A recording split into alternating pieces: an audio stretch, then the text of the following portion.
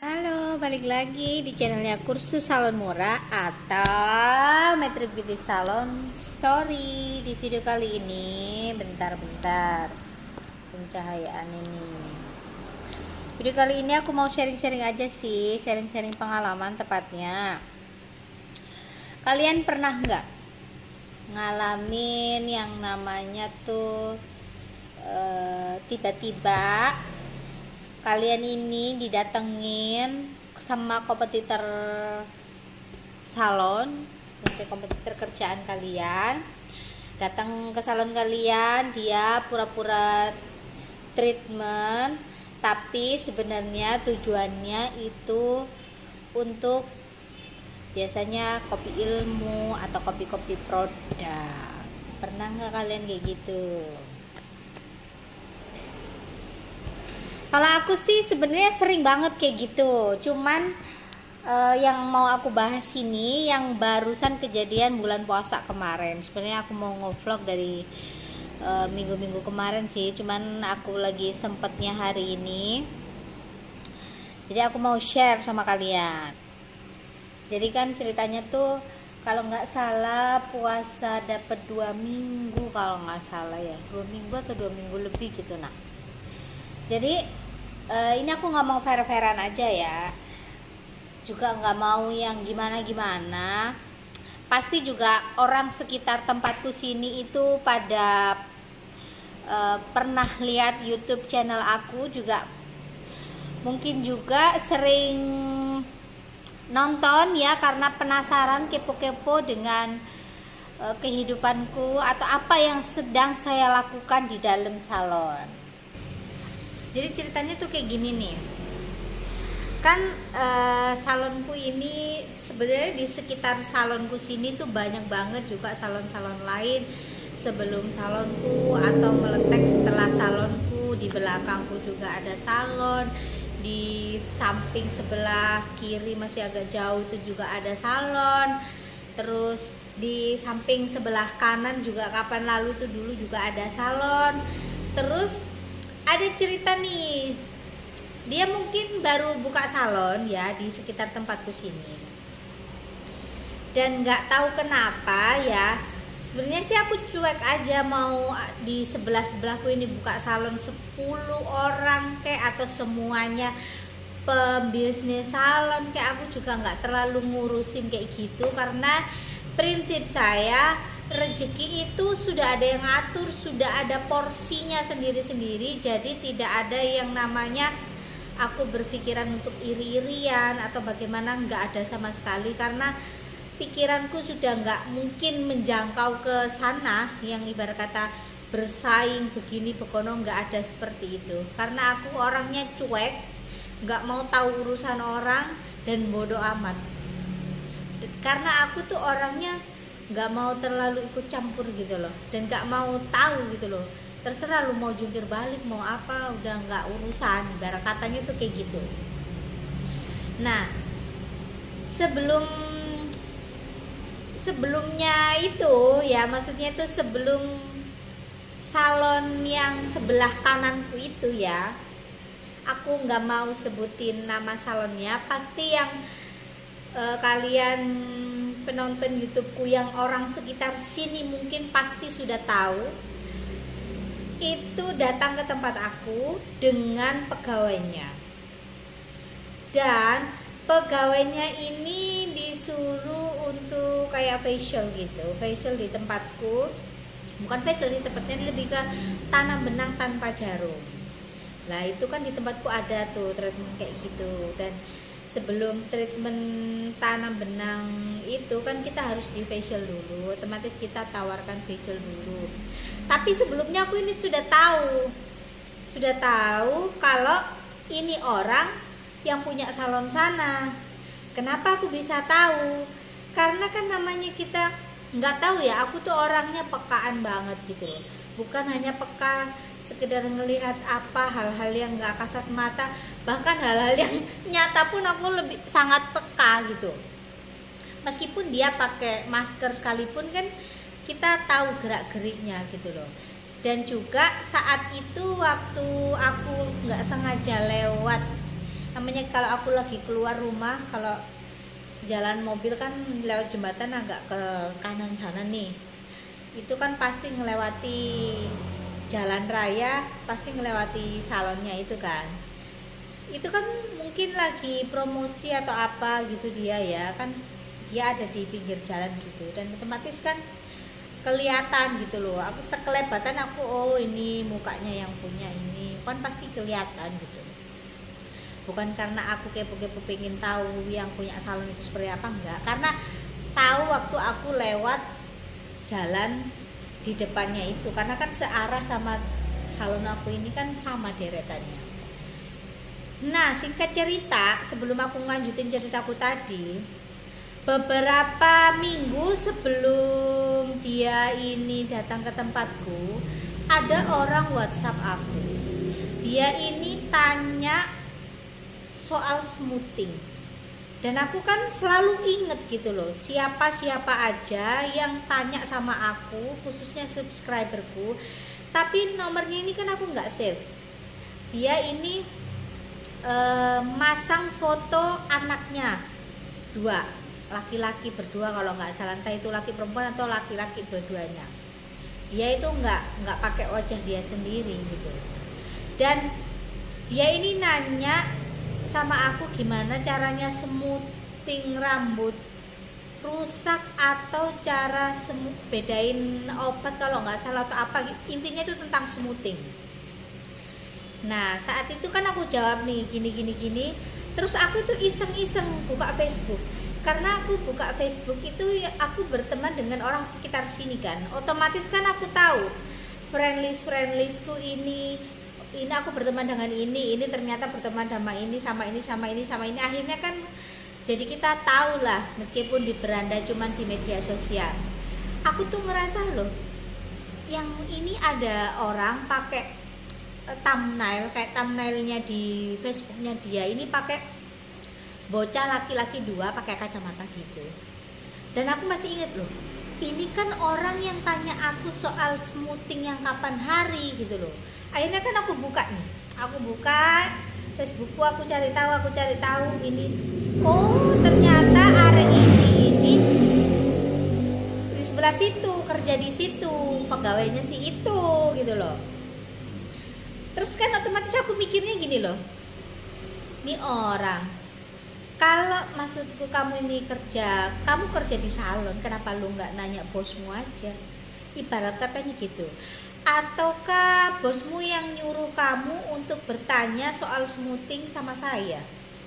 Padahal kapasitasnya bukan masalah kita pelit ilmu atau apa gitu, enggak sama sekali. Kalau memang saya pelit ilmu, tidak mungkin saya share di kayak YouTube ataupun media sosial yang lainnya. Cuman ya heran aja gitu loh, namanya kita buka usaha itu harus ada tingkat kepedean tersendiri ya. Lu harus pede lah dengan apa yang ilmu yang kamu punya gitu loh.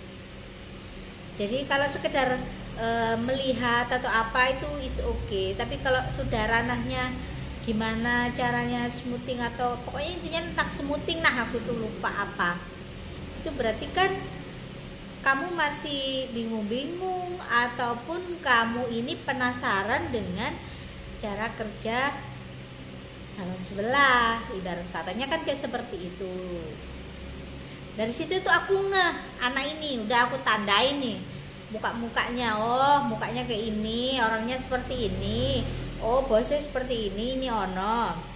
Nggak lama tuh aku posting lagi di Facebook, posting soal tanam benang, terus dikomen lah sama si ini bocah gitu loh, pegawainya si ono.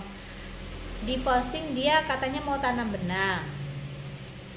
Oke lah, aku pikir hanya sekedar bertanya, karena kan apapun orang tanya sama aku selalu jawab, meskipun sepatah 2 kata selalu aku jawab. Terus nggak lama itu dia datang naik motor laki ke sini sama bosnya juga pakai masker yang aku cerita tadi di awal. Dia mau facial, mau tanam benang. Cuman kalau di tempatku kan kalau tanam benang satu pasangnya itu 50.000 hitungannya. Sedangkan setiap muka ini kan kebutuhannya beda-beda. Kalau memang orang ini bener-bener itu pengen mukanya ini tirus dengan cara tanam benang tanpa jarum, itu membutuhkan benang sekitar kanan kiri tuh butuh 10, sini 5 sini 5, atau sini 4 itu baru bisa kelihatan maksimal. Itu pun kita harus ngulang 1 bulan kemudian atau 1,5 bulan kemudian. Tapi ini ketara banget kalau dia ini sekedar kepo atau pengen tahu yang ada di dalam tempatku ini seperti apa. Jadi dia tanam benang cuman sepasang doang.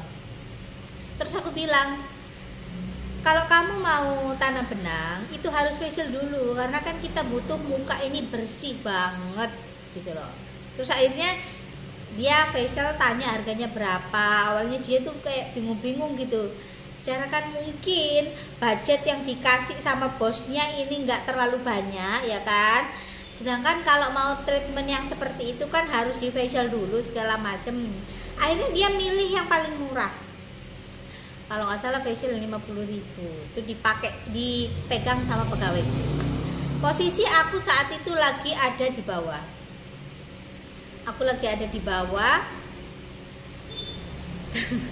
Aku pengen ketawa rasanya. Terus si Ono, yang bosnya Ono ya, dia tuh tiba-tiba bilang gini, boleh nggak saya ikut ke atas? Langsung dong gue bilang ya, nggak bisa. 1 orang 1 naik, dan yang tidak berkepentingan dilarang naik ke atas. Jadi mbaknya tunggu di bawah. Aku tahu saat itu mungkin dia geram banget ya, sebel banget. Akhirnya dia duduk di bawah ini. Dan posisi aku lagi ada di mejaku di sebelah situ. Pegawaiku ngerjain di atas, karena untuk facial kayak gitu-gitu kan Ayla semuanya ada di lantai 2. Dia duduk di sofa. Dan mungkin juga dia nggak ngeh juga kali ya. Aku tuh kan selalu ngecek apapun dari HP-ku. Dan CCTV di salonku ini connect di HP-ku. Jadi aku tahu apa yang pegawaiku lakuin, apa yang terjadi di sekitar di dalam ini, meskipun aku juga ada di dalam gitu loh. Jadi ku liatin aja dari HP-ku nih CCTV. Nah kan sebelah sana nih. Bentar. Nah di pojokan sana itu ada CCTV-ku. Sedangkan dia duduk di sini, duduk di sofa situ, otomatis kan kelihatan ya. Sedangkan aku di belakang situ. Aku mantaunya kan cuma dari HP. Ini orang ngapain? Karena apa? Awalnya itu aku sudah tahu kalau yang datang ini adalah kompetitor salon gitu loh. Mungkin dia juga nggak ngeh ya. Jadi dia ini liatin terus apa yang ada di salonku, toleh sambil sesekali mainan HP, entah itu dia ngerekam atau foto-foto, kan kelihatan dari CCTV. Dan aku sendiri mantau, jadi aku tahu apa yang dia lakuin gitu. Cuman saat aku ada di bawah, dia tuh nggak berani ngomong sepatah kata pun. Nggak tahu juga ya, mungkin mukaku yang menakutkan atau bagaimana, aku juga nggak tahu. Dan aku juga nggak pengen ngobrol saat itu, karena kan aku juga sendiri punya aktivitas sendiri. Daripada aku ngobrol, mendingan aku ngerjain kerjaanku yang belum selesai.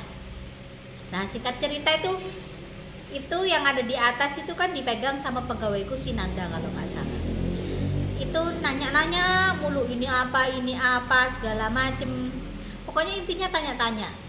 Dan kalau orang ciri-ciri yang seperti ini, itu menandakan kalau dia ini satu kompetitor salon yang pengen tahu treatment apa aja yang ada di salon kalian.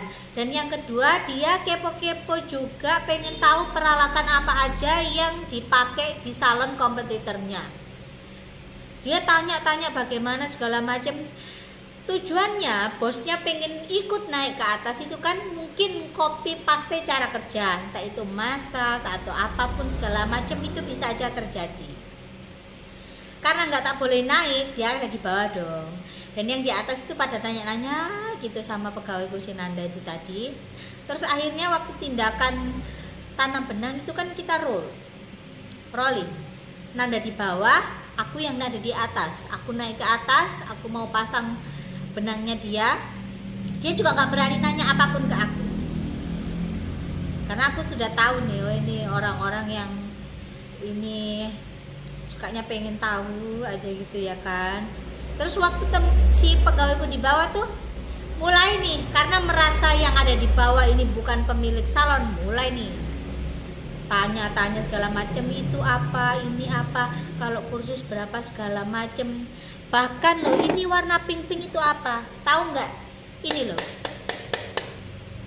wadah permen ditakokno, jelas-jelas wadah permen masa motone gak ketok, ya kan? Heran, apa-apa kelihatan di foto, kayak direkam di video gitu, dari sana kan kelihatan. Orang pegawaiku juga istilah kasarnya itu punya mata, nggak istilah kasarnya itu apa, nggak buta ya, nggak picek matanya ya kan, otomatis bisa tahu bedain mana yang ngerekam, mana yang mainan HP biasa. Itu kan ketara banget kalau kamu ini orang istilah kasarnya itu kompetitor kayak gitu tuh. Terlepas dari itu semua ya, kamu mau pakai produk apapun itu nggak ada masalah.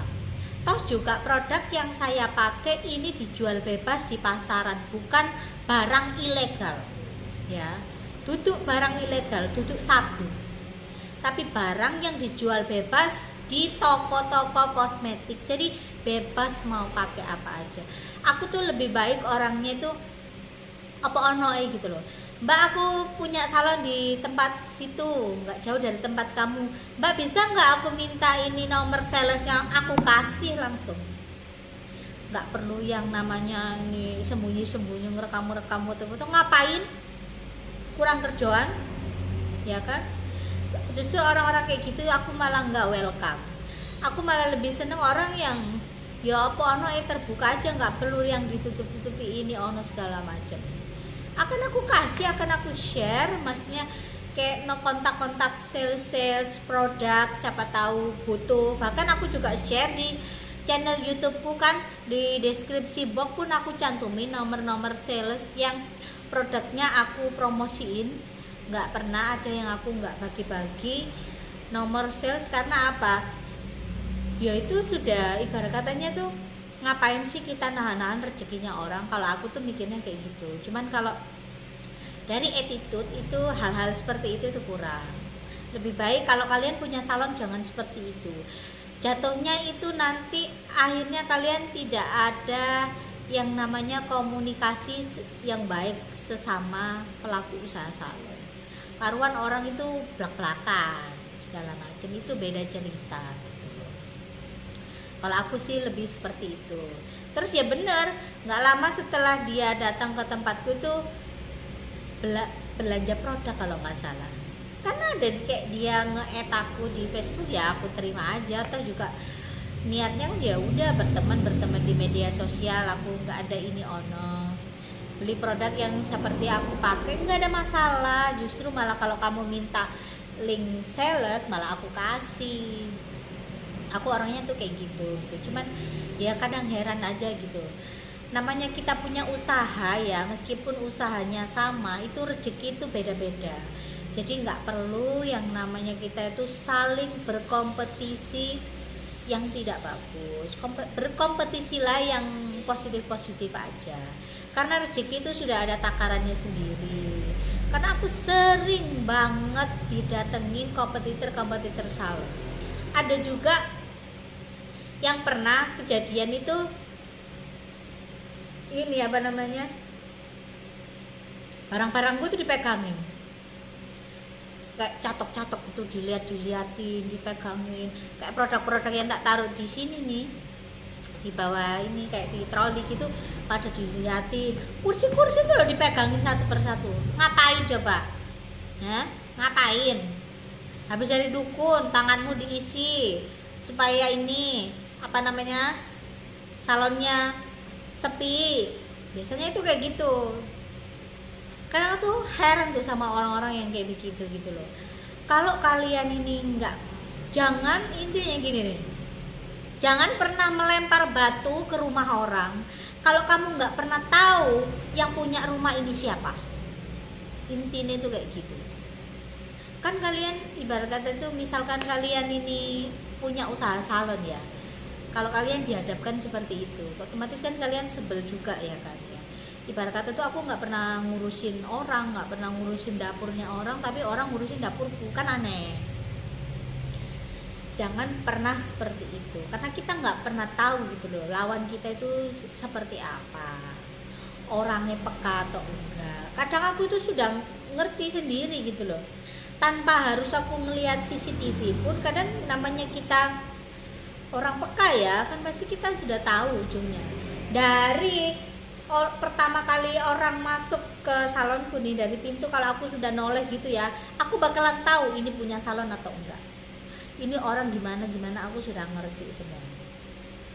Bukannya kita mau beradu ini ono atau pamer ini ono, enggak sama sekali. Cuman setiap orang punya kelebihan sendiri-sendiri, setiap orang punya cara kerja sendiri-sendiri.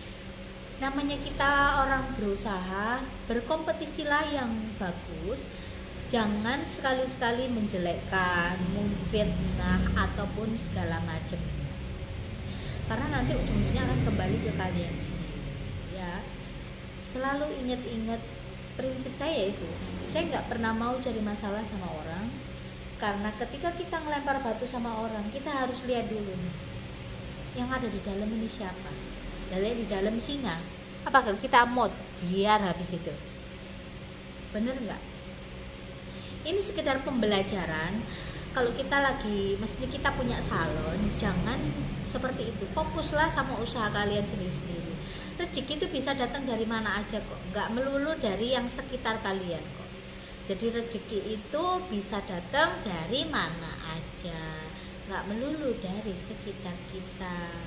Nggak akan kenyang juga ketika kita ini ibarat katanya ngambil hak yang bukan punya kita, gitu loh. Jadi buat kalian, kalau punya kompetitor harus saling mendukung.